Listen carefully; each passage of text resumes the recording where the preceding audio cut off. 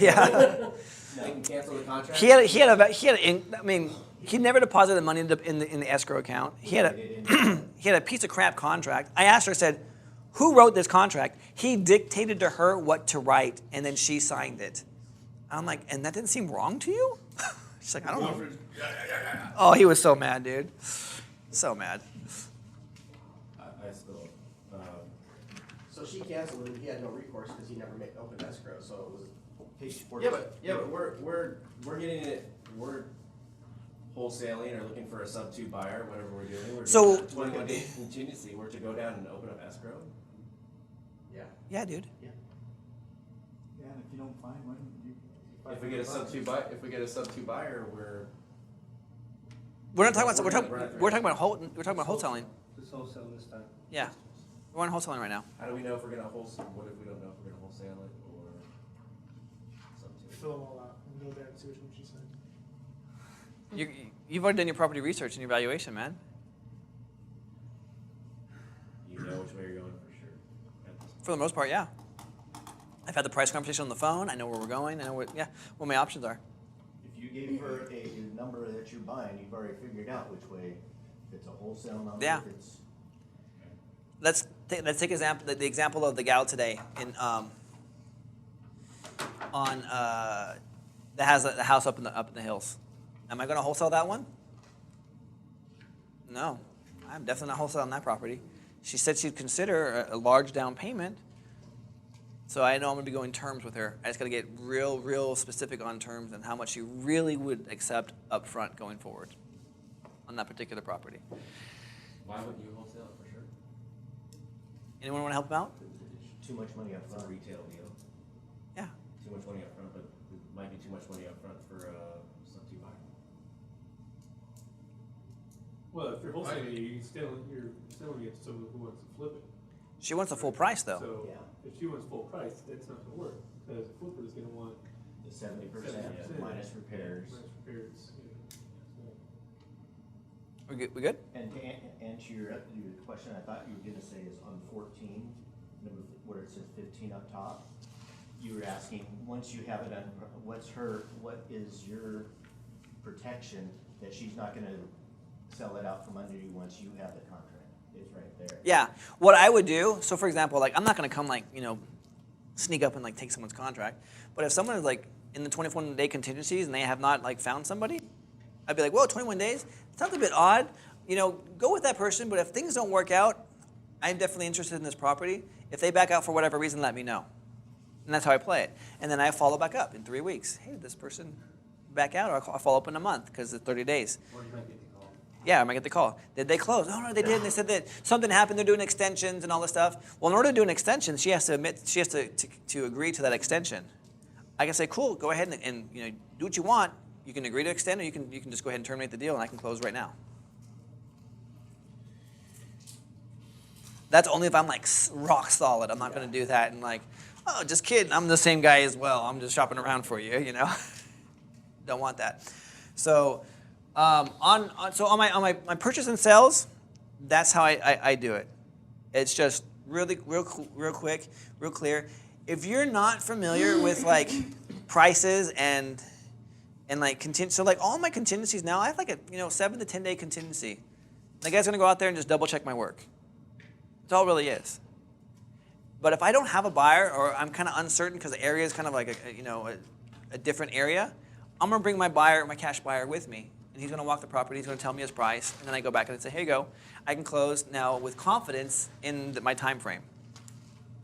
So never be afraid to bring somebody with you that you feel it would be like a relationship. Okay. And if they cut you out, then they were never a partner to begin with. You're talking about before you get it under contract. Yeah, of course.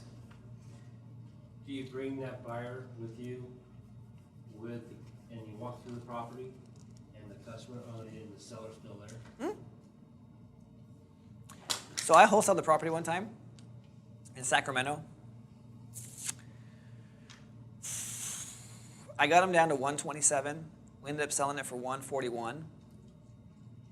And no, we ended up selling it for 150.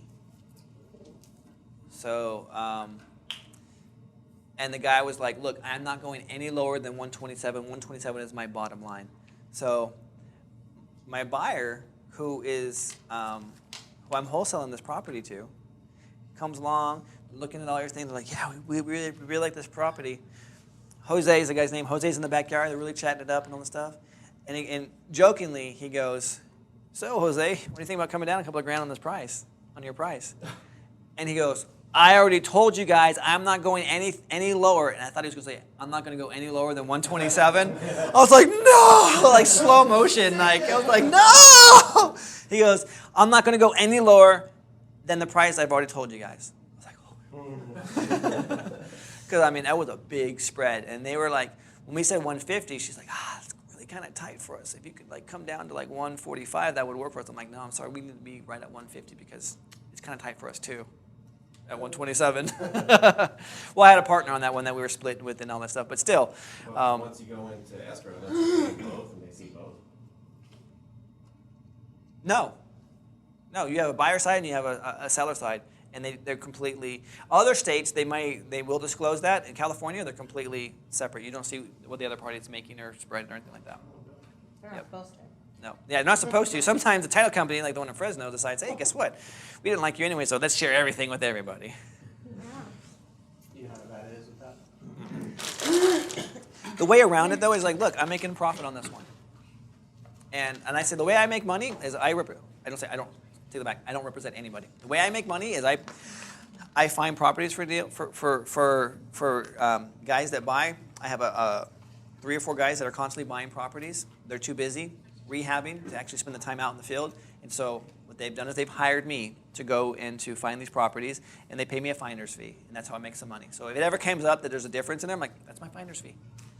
So I'm completely upfront and transparent with these people. How many properties do you go and look at and make no money? A lot. Exactly. Yeah. So it's not just like, they just see the one that you're making money on. But But Yep. they're looking at, they're focused on one particular thing. Yep.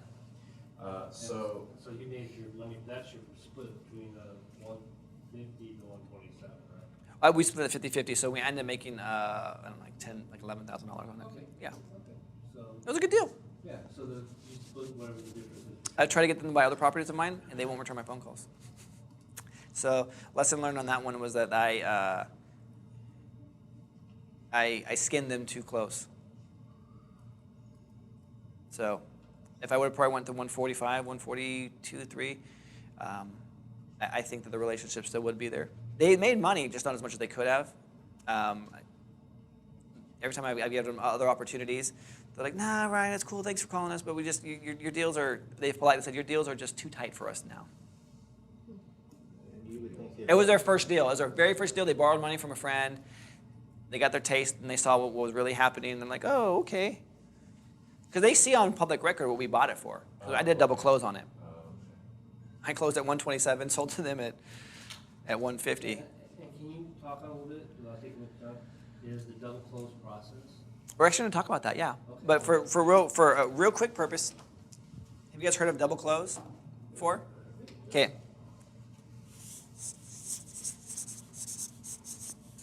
What is the purpose of a double close, and why would you double close? Hide how much you're making. Yep.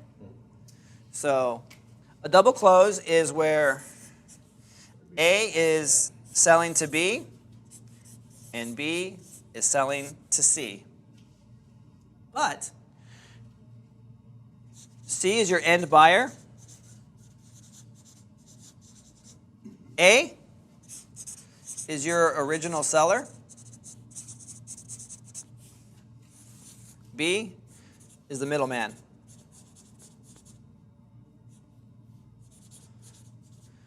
Middleman usually is broke or doesn't have any money, doesn't want to use it as his own money. So what a double close is you are using the money from C to fund this transaction so that you can then sell to him.